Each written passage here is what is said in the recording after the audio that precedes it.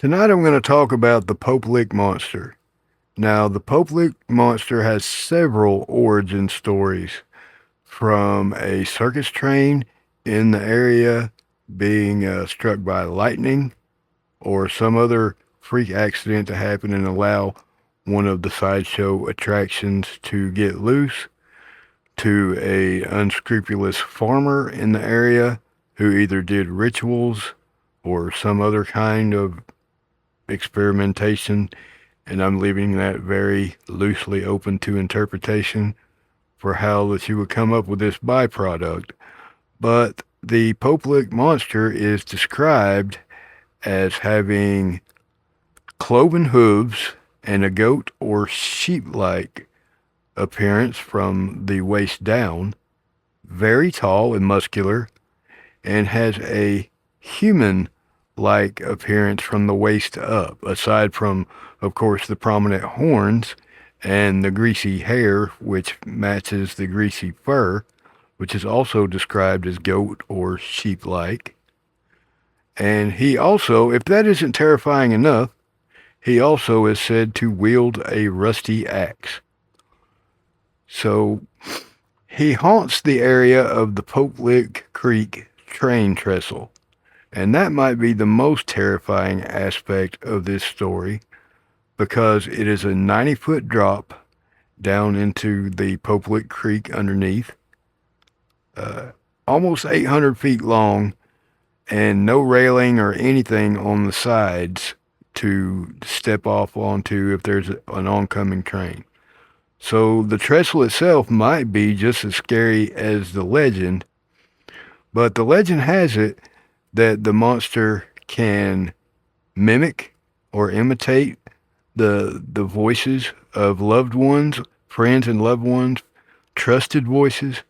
So he is said to be able to have the power to lure you onto this trestle, either by impersonating the voice of someone that you know, someone familiar to you that you trust, or also it's said that he has almost psychic or telepathic powers, that he can, with his mind, he can lure you onto the tracks, or also that his gaze itself, that his stare, if you lock eyes with this creature, that he can lure you out onto this train trestle. And sometimes he's even been said to jump onto cars in the area. But at least a dozen people, since they've been keeping track of this kind of thing, have met an untimely end trying to hunt down the Pope Lick monster. Now, that in itself might be the scariest part of this story, so I'm definitely not advising, not recommending anyone to go check it out for themselves. It is railroad property, first of all, and you will be prosecuted if you're caught there, and that is a federal charge. You don't want that. But it's also inherently dangerous. But definitely at least a dozen people have met their end looking for the Pope Lick monster, and hopefully not counting. I'm not condoning, like I said, I'm not condoning anyone to go out there and look for themselves, but it does not deter people from doing it. Now, anyway, I just wanted to know what you guys think about the Pope Lick monster. What is it? Is it really the monster who is luring the people out and they're not able to get to safety on time? Something is clearly going on there. What do you guys think? This has been Jay's Haunted Appalachia for tonight. I hope you guys enjoyed the story. I tell one every week here, a new story here every week. And if you have your own true paranormal stories from Appalachia, I'd love to hear them.